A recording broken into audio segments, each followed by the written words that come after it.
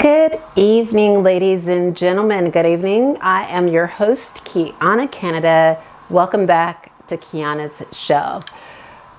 This evening, ladies and gentlemen, we are going to be discussing a post that was published in Voice newspaper, and it is related to the transatlantic slave trade. You know, this is Black History Month in the United States, and this month I will be commemorating activists, journalists, human rights defenders, actresses, actors, artists, you name it. I am going to be giving them their flowers this month. I'm also going to be acknowledging the harm that was done to Black Americans through the transatlantic slave trade. It's a state crime that we cannot forget, because that state crime is ongoing. There are traces of that state crime, and we see reflections of it and similarities of it within institutions that we have today. And so CARICOM and the African Union are joining forces to have the transatlantic slave trade officially declared the greatest crime against humanity. During a recent visit to Jamaica, Ghana's Foreign Affairs Minister Samuel Okudzeto shared that both regions are advancing a historic UN resolution set to be presented on March 25th. He affirmed, quote, "When it is presented, nobody can contest the facts contained in that resolution," end quote. This powerful move follows the Africa CARICOM summit, where leaders committed to pursuing reparatory justice together. Okudzeto noted that while the road to reparations may be long, leaders have made it clear this is an agenda for the decade. Quote, "The oceans cannot separate us." Now, there is a full article on Voice newspaper regarding the statement, and I am going to be following this up, especially in March, because I think that this is where our attention as Black Americans need to be. It needs to be here. We need to focus on repairing the past. The United States has not made amends for the transatlantic slave trade. It has not atoned for that harmful legacy. And it leads us to wonder where our country leaders' priorities really are. Because we often hear that our country wants to put us first. We often hear that our country is looking to better the United States. But the question is it? Is it really putting American citizens first? Is it really focused on making the United States the best country it can be? And while I reflect and contemplate on this important question, I can't help but to be drawn to the high levels of homelessness in the United States, especially in my own city. If you go to ARC, and where I'm from in Austin, Texas, ARC, you're going to see a large homeless population. And then there are tents in the city. If you go to California, you go to Skid Row, tent cities. New York, tents. And I'm sure there are other pockets of homelessness in other states as well. States that I have not been to. And so when I think about the homeless population in the United States, and then when I think about that we still, as American citizens, don't have a healthcare system, that we don't have universal healthcare like most first world countries. We don't have free education. We don't have free secondary postgraduate education like many first world countries and some second world countries and developing nations have that. When I think about the fact that Americans are still being paid in some cities, in some states, $5.25 to $7.25 an hour, my stomach begins to turn. And I begin to feel sick about that. Because this is a country that is supposed to be leading by example. This is a country that is supposed to be the most wealthiest and richest countries in the world. And yet there is significant poverty. There is extensive homelessness. There is an epidemic of homelessness in the United States. The healthcare system needs more work. The criminal justice system needs to be reformed and still has not, especially on a federal level.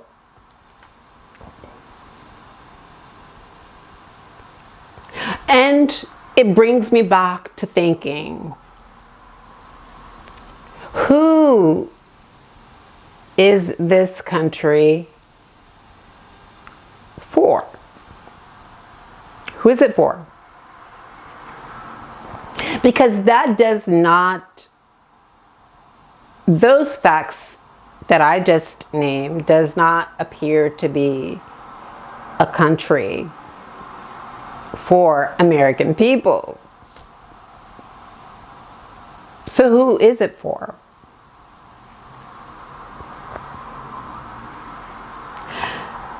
It brings me back to thinking about Dr. Cornel West and what a Dr. Cornel West presidency would have looked like and what that would have been today. I know that Dr. Cornel West would have been very diplomatic with our foreign leaders and ensured that there would not have been any more wars in the world, or at least with the power of the American presidency and what it could do to ensure no more wars. I know that a Dr. Cornel West presidency would have ensured that Black people were protected. And I think, ladies and gentlemen, that is where the fear came in for a Cornel West presidency. Because when we really look at it, if you go back and you look at the videos that Cornel West posted, Dr. Cornel West, that is what most Americans really wanted, is what he was offering us. He was offering us in America without gun violence. He was offering us an America that paid attention to home and stayed out of foreign wars. He offered us an America where all of these military installations in other nations would have been disbanded. And I think that was the biggest fear coming from both the left and coming from the right, is that a Cornel West presidency meant no more meddling in other nations' business. Now, I think that Dr. Cornel West, attached too closely to the Palestinian movement, and that was a reason why Dr. Cornel West could not reach a higher ground during his run for the presidency. But upon greater reflection, I think that paying close attention to what Cornel West, what he was advocating for, would have protected all American people and would have been what the world wanted, and likely what Israel could have wanted. And that is essentially peace. Peace abroad, peace at home. That is what we want.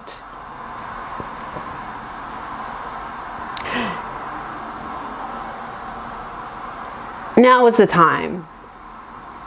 Now is the time for Black people in the United States to really pay close attention to the signs that are steering us in a particular direction. Now is the time. It's the time because we are being pulled into different directions.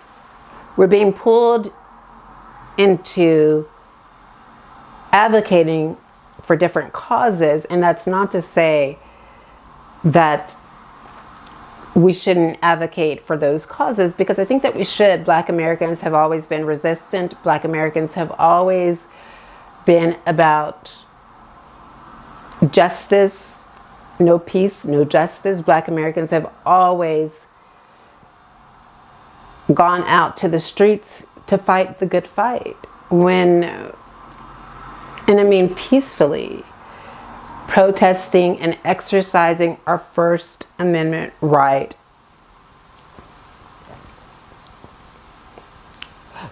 But now is the time to really focus on Black American issues. And reparations is a link within this chain of issues that we should be focusing on. And so this month, I would urge our leaders in the United States, if you're visiting other foreign countries, to really speak about this. Now, I have information that Black leaders, African American leaders aren't allowed now Belfast, they're not allowed to speak in Belfast. That's an agreement that Belfast has made with the U.S. government. And that's likely because of the asylum claims that are present in Belfast. And I think the fact that transnational repression is taking place within this country, Northern Ireland, the Irish governments are trying to contain this kind of state crime so it doesn't get back to particular leaders.